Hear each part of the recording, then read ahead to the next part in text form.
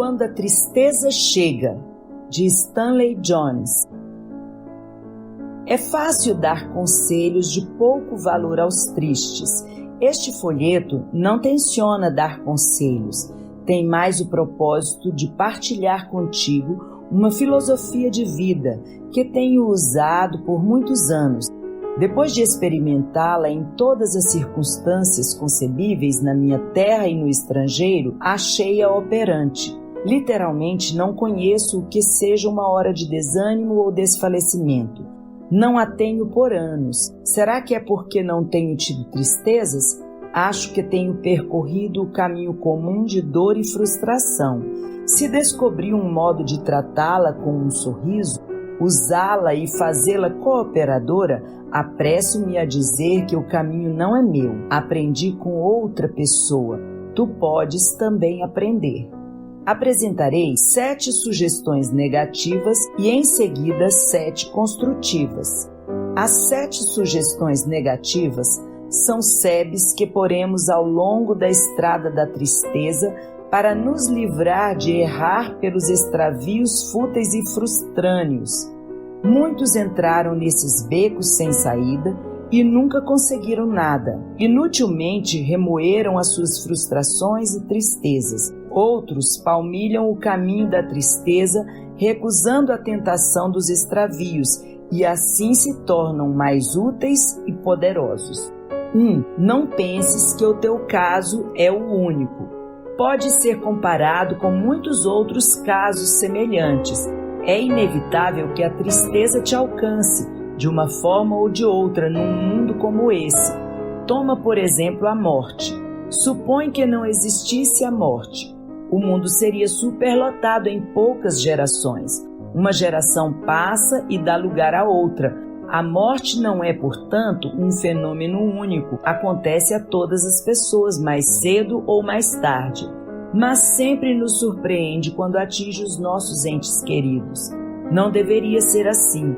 Todos nós nos encontraremos com ela no curso normal da vida humana. Vejamos outras espécies de tristeza. Perda de saúde, fracasso no trabalho, infelicidade no lar, falta de um lar, uma vida sem companheiro através dos anos.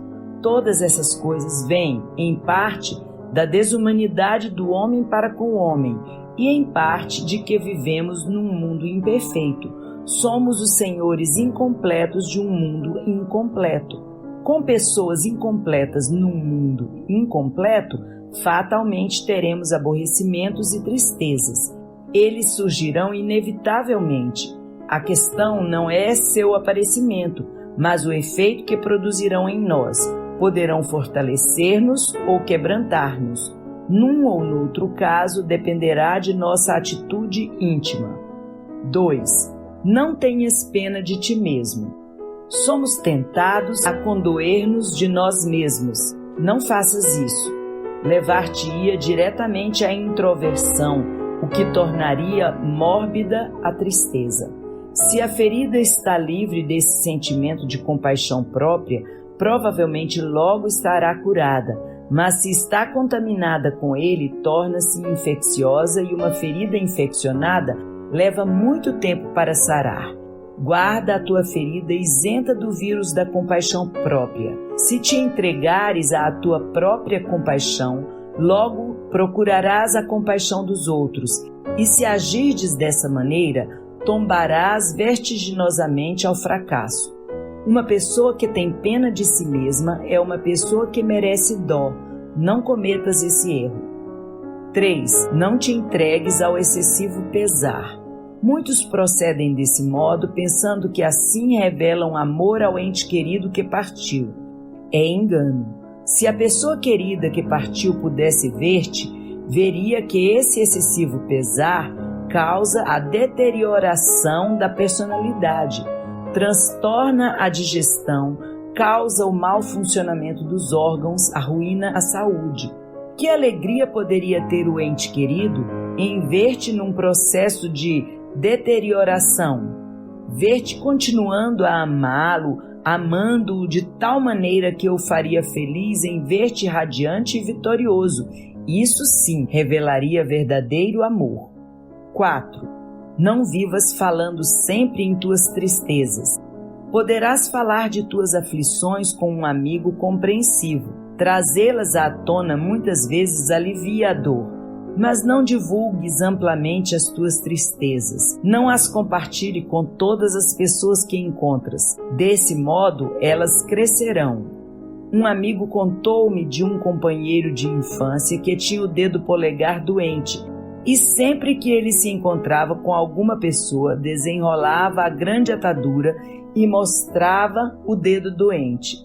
Aquele dedo dominou o seu horizonte e dos demais. Todas as vezes que alguém pensava nele, pensava em alguém que tinha o dedo polegar doente. Quando as pessoas pensarem em ti, não deverão relacionar-te com tristeza. Devem pensar numa pessoa que domina a tristeza. Lembra-te da definição de um amolante, uma pessoa que fala sobre o reumatismo dela quando tu queres falar do teu. 5. Não fiques designado com a tristeza e nem penses que será permanente. As probabilidades são que não continuará, salvo se aguardares artificialmente viva. O tempo é um grande curador. Tenho experiência disso. Alguma coisa me fere? Eu a sinto profundamente. Digo para mim mesmo: amanhã, por estas horas, a dor será automaticamente menor. Pode ser que já tenha passado. Usualmente acontece assim.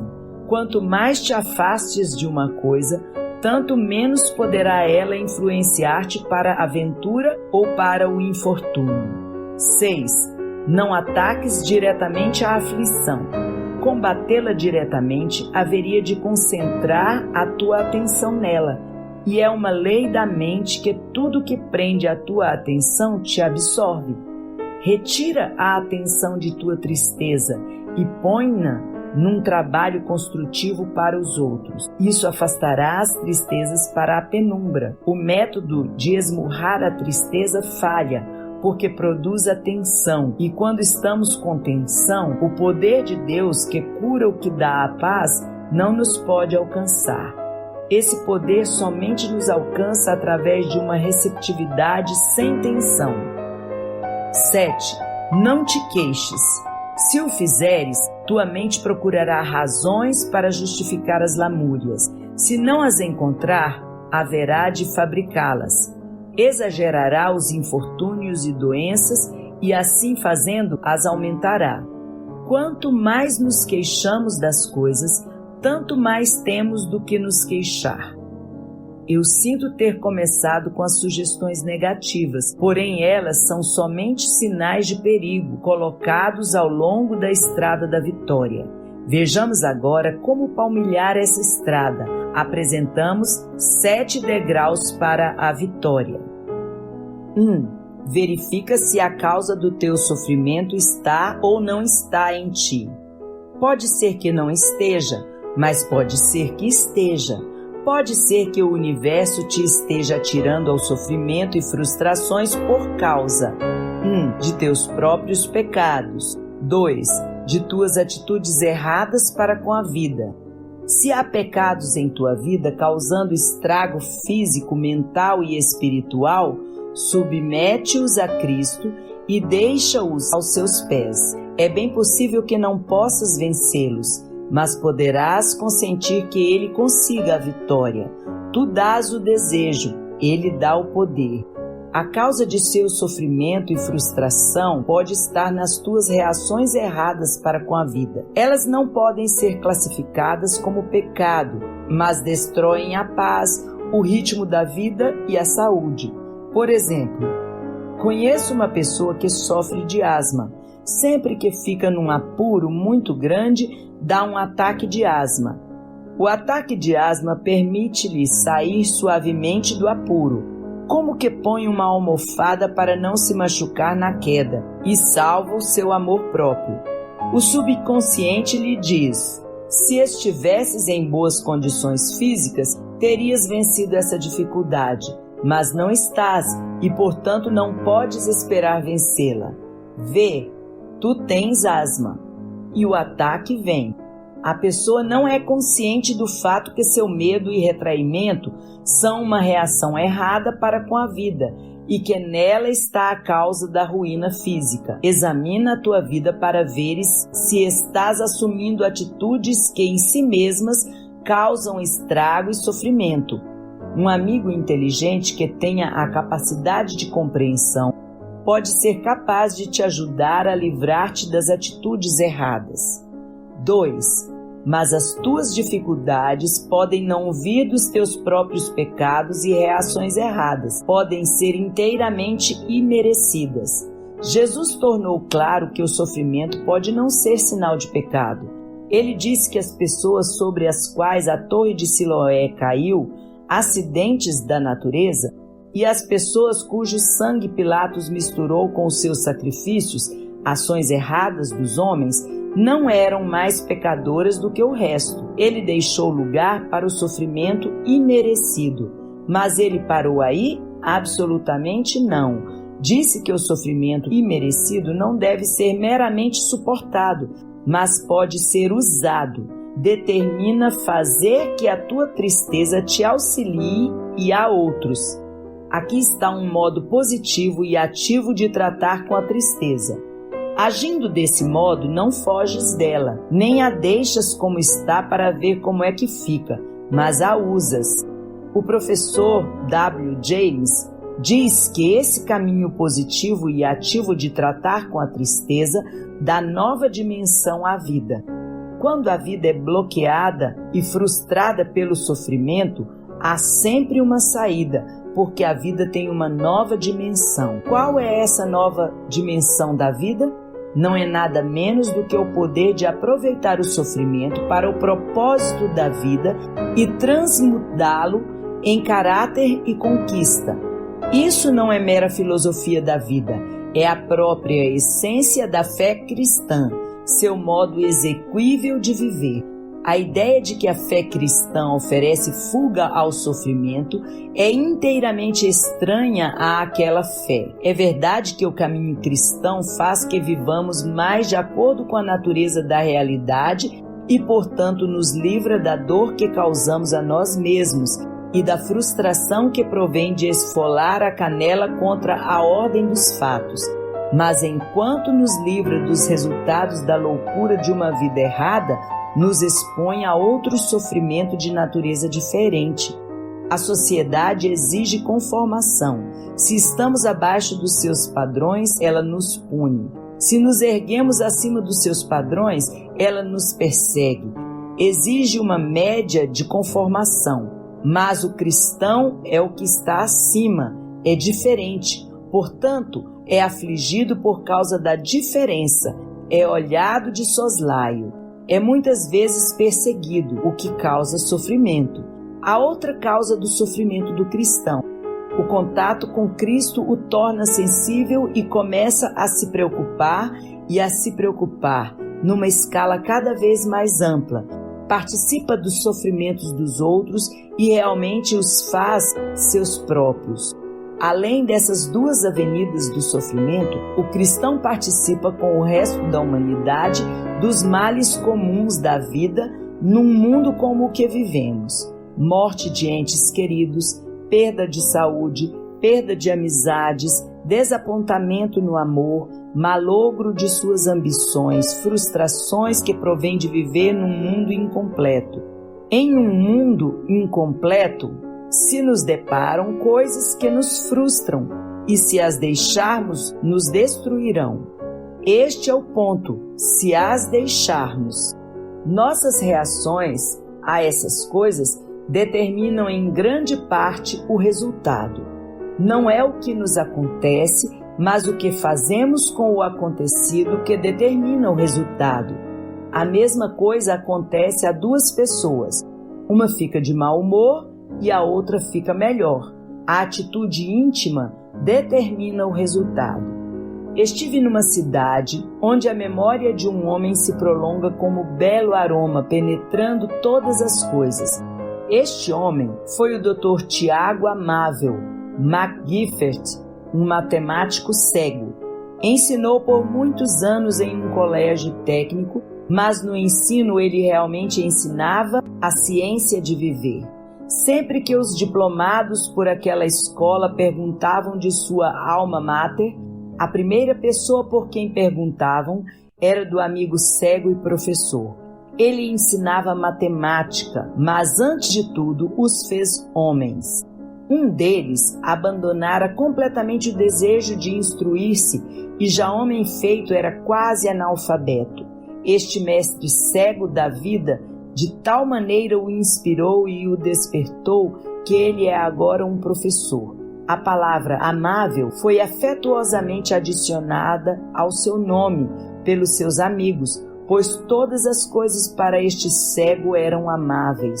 Ele sempre usava essa palavra, por isso eles a acrescentaram ao seu nome. A cegueira o atingiu, mas a amabilidade de seu espírito íntimo o tornou, tanto a ele como no seu ambiente, amáveis. Isso é ser vitorioso. Um professor deu uma injeção contra tétano no seu filho que caíra no arame farpado. A criancinha veio a morrer nos seus braços. Esse acontecimento poderia ter enchido de amargura o casal, mas ao invés disso, os levou à decisão de dedicar as suas vidas às crianças desamparadas.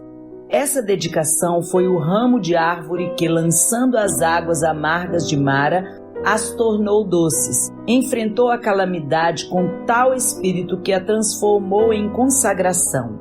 Um famoso cirurgião e seu filho estavam esperando um paciente quando o pai desmaiou junto à mesa de operação, vitimado por um ataque cardíaco. O filho viu de relance que nada se poderia fazer para seu pai. Assim, sem um minuto de interrupção, terminou com êxito a operação que o pai começara e depois fez o que podia para o morto. Esse filho nunca foi tão grande como quando, na interrupção pela morte, continuou prestando serviço fiel ao vivo. Não teve tempo para tristeza inútil e infrutífera. O melhor serviço que poderia prestar ao pai que lhe fora vitimado era prosseguir de onde ele havia deixado. Um médico foi atender ao nascimento de uma criança quando teve notícia de que a sua esposa estava morrendo e que ele deveria ir lá imediatamente se desejasse encontrá-la com vida. Não poderia abandonar a crítica situação em que se encontrava e prosseguiu até que a criança foi seguramente trazida ao mundo e depois voltou para encontrar a sua esposa morta. Mas estou certo de que a esposa teria desejado que ele fizesse o que fez e teria ficado profundamente orgulhosa de seu procedimento. Em ambos os casos, a dedicação a alguma coisa fora deles os fez vencer o espasmo de pesar e conseguir uma utilidade mais profunda. Livingstone enterrou a esposa na África e depois achou o bálsamo para o seu coração ferido em servir aos oprimidos daquela terra sofredora. Isso é ser vitorioso. Há um ditado: quando a sorte nos joga um punhal, há duas maneiras de segurá-lo, pela lâmina ou pelo cabo. A sorte nos lança inevitavelmente um punhal, ninguém escapa. Se o seguramos pela lâmina, nos corta, mas se o seguramos pelo cabo, podemos usá-lo como instrumento de defesa. Tudo depende de nosso espírito íntimo. A reação determina o resultado. Quando a vida lançou uma cruz em Jesus, ele tomou aquela pior coisa que poderia acontecer-lhe e a transformou no que de melhor poderia acontecer ao mundo. A cruz era pecado, exclusivamente pecado. Ele, porém, a transformou em cura do pecado. Era ódio e ele a transformou em revelação de amor. Representava a vida, pronunciando a palavra mais tétrica e cruel, e Jesus a transformou em Deus, pronunciando a maior palavra de redenção. Ele não suportou a cruz, mas a usou. Uma religião com uma cruz no centro não oferece mero conforto e nem apenas estanca lágrimas. Oferece poder moral e espiritual que transforma tristeza em cântico e o Calvário em manhã de Páscoa. 3. Lembra-te de que Deus está fazendo com as tristezas dele justamente o que pede que faças com as tuas. Desde que Deus é amor, tem de suportar o fardo de amor. É da natureza do amor participar das dores e tristezas das pessoas queridas. O amor toma para si a carga da pessoa amada. Se isso é verdade, Deus está sofrendo com nossos sofrimentos, padecendo com as nossas mágoas e ferido com os nossos pecados. E que faz com as suas tristezas? Ele as usa, transforma-as em redenção. A cruz nos ensina essa verdade. Posso adorar, amar e seguir o Deus de mãos pregadas na cruz. Pois não me pede que eu faça o que ele não fez. Mostra-me como transformar o pior no melhor e como usar a própria calamidade. Se ele redime o mundo por meio da cruz, assim também eu posso transformar as minhas tristezas em redenção, para mim mesmo e para os outros. 4. Toma o que tens e faze dele alguma coisa mais. Esse é o resumo da filosofia de vida do Dr. George Carver, um santo e cientista que tomou a escravidão, pobreza, frustração e as transformou numa das maiores contribuições feitas à vida norte-americana. Não te queixes do que não tens, toma o que tens e faze alguma coisa a mais.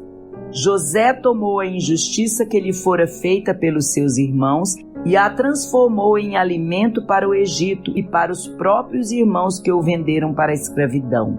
Poderia ter se consumido, remoendo seus ressentimentos, mas ele transformou um mal num glorioso bem.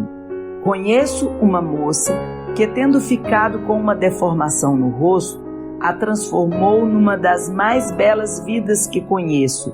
Determinou viver a despeito de... É uma das trabalhadoras mais hábeis no trabalho da juventude norte-americana. Há uma famosa estátua no México, construída por Jesus Garcia, com o título A Despeito de... O escultor perdeu a mão direita quando a estátua estava ainda na metade. Ele fez o propósito de terminá-la. Aprendeu a trabalhar com a mão esquerda e a terminou. Melhor talvez do que teria feito com a mão direita, porque uma qualidade de vida se transferira para a estátua. Por isso chamaram a estátua A Despeito de... Quando não se pode viver de acordo com, é sempre possível viver a despeito de. Quando veio a guerra, algumas pessoas me disseram: como pode o senhor ainda ser feliz? O senhor que experimentou evitar a guerra e cujos esforços foram baldados? Minha resposta foi a seguinte: se não me é possível ser feliz de acordo com, serei sempre feliz a despeito de. Essa possibilidade está sempre aberta. Toma o que tens e faze com ele alguma coisa mais. Se o que tens é triste, oferece-a a Deus e faze dela um cântico. Se é irritação, então faze o que a ostra faz quando um grão de areia a irrita dentro de sua concha. Ela a torna o centro de uma pérola. Dá à tua irritação as cores alegres do arco-íris. 5. Se vais proceder assim, então aprende a sacar dos recursos de Deus, aprende a orar. Talvez estejas impossibilitado pela tristeza de prosseguir sozinho. É verdade, mas tu não estás sozinho. Tu e Deus juntos realizareis a obra. Vai a um lugar à parte e na tranquilidade retira as barreiras, abandona a tensão e deixa que a cura de Deus passe por todas as fibras de tua alma ferida. Ele te penetra, Ele te cura, Ele te levanta, Ele te dá asas, Ele te transforma num espírito vitorioso, contanto que, e esse é o ponto, contanto que lhe entregues a tristeza e a frustração às suas mãos curadoras. Não a retenhas. Se a retiveres, a tristeza se inflamará dentro de ti. Deixa-a com ele, para sempre. Agora a tua dor é uma dor que foi entregue a Deus para orientá-la. Uma dor orientada por Deus. Uma dor orientada por Deus já não é mais uma mera dor. É uma dor como do nascimento de uma criança. Ela traz alguma coisa. É uma dor frutífera. Tua própria dor assim se transforma num hino triunfal. 6. Mas se Deus não responder à minha oração, e se minha oração for de nenhum valor, e se meu filho que foi para a guerra não voltar, como posso usar a dor de uma oração não respondida? Talvez terás de viver em um mas se não. Lembra-te do que os jovens hebreus disseram quando iam ser lançados na fornalha ardente. O Deus a quem nós servimos é capaz de livrar-nos da fornalha ardente e do teu poder. Mas se não, fica sabendo que não adoraremos a imagem de ouro. Nota a frase, mas se não. Nossa lealdade a Deus não está baseada nesta ou naquela resposta à oração, mas está baseada numa lealdade e confiança que pode suportar o choque de uma oração não respondida. Pois a alma conhece que se Deus não responde a esta oração, é porque Ele está agindo de tal maneira que possa responder a uma oração maior, de acordo com plano e propósitos maiores. Não se deve basear a fé numa resposta definida à oração por uma coisa definida. Tua fé deve descansar na confiança do caráter de Deus, teu Pai Celestial, como foi visto em Jesus Cristo. Deus não o livrou da cruz, mas através daquela cruz salvou o mundo. Supõe que a confiança que Jesus tinha em Deus dependesse de Deus livrá-lo ou não da cruz. Quão estéril teria sido aquela menor oração? Quão belo foi o maior propósito operando através daquela negação? O mundo foi salvo por meio dele, porque ele não foi salvo. Tu oras para que o ente querido seja salvo da doença e confias que ele ou ela será. Mas se não for, então continuarás firme, inquebrantável na fé e confiança. Tu oras para que teu filho que está na guerra seja poupado e volte, e tens direito de fazer essa oração. Mas se não for, se ele não for poupado, ainda assim continuarás firme, inquebrantável na confiança. Terás de viver no mas se não for. Tua fé não repousa nisso, naquilo ou em qualquer outro acontecimento, mas em alguma coisa imutável, o caráter de Deus. Este sempre permanece. Confia a despeito de, quando não puderes confiar, de acordo com. 7. Agradece a Deus as tuas tristezas, embora não as possas compreender agora.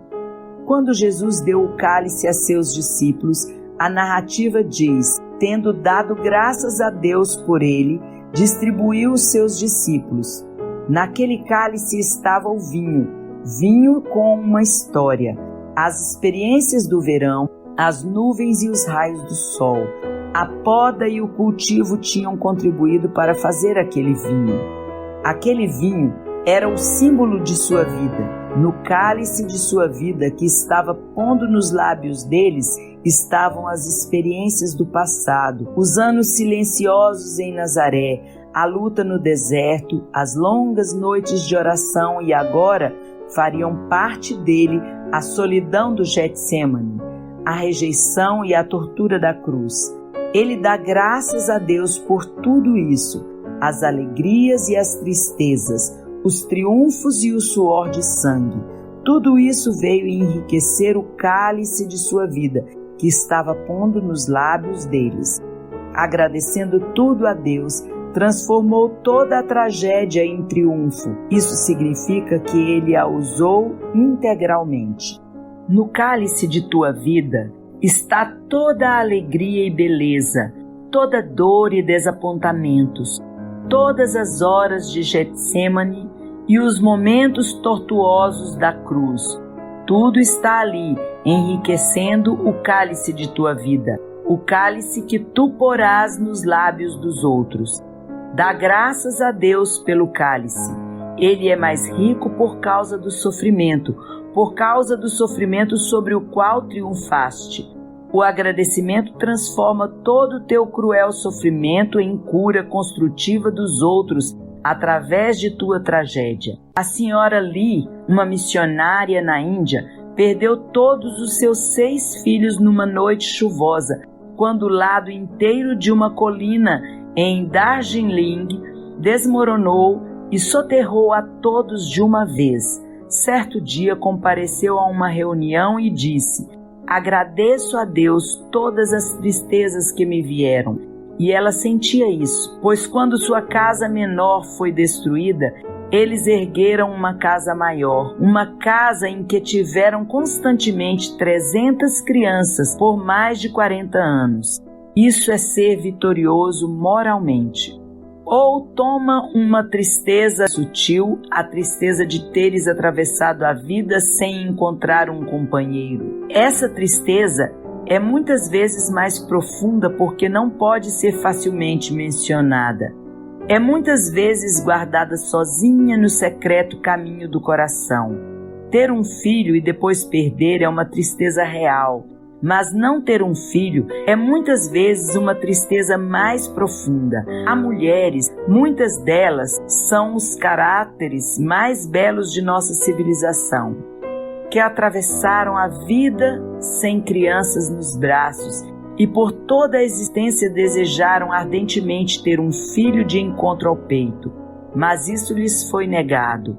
Essa tristeza poderia torná-las em caráteres briguentos, amargos e sem afeto, ou o instinto criador pode ser sublimado, pode ser transformado em arte, música criadora ou simpatia humana. Pode tornar a pessoa criadora de monumentos de construtiva boa vontade, de almas nascidas de novo, de novas esperanças em almas mortas. Nesse caso, o instinto sexual se tornou criador em outro nível. Não foi frustrado, mas cumpriu a missão. Assim, a pessoa pode ser radiante com intensificada utilidade. Algumas das maiores contribuições à vida humana têm sido feitas por aqueles que, embora não fossem casados, casaram-se a si mesmos com a necessidade humana. Sinceramente saúdo esse exército de almas valorosas que lutam com as cabeças levantadas e os corações erguidos e tornam esse mundo um lugar melhor para se viver, embora a eles mesmos fora negado um lar. Eles salvam os outros e a si mesmos não foram salvar.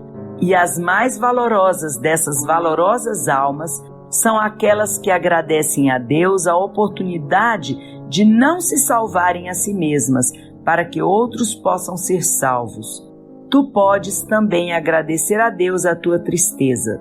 Talvez não a tristeza em si, mas o que Deus está fazendo contigo e por teu intermédio, por causa da tristeza. Ele te ajuda, não meramente a suportá-la, mas a usá-la. Fim.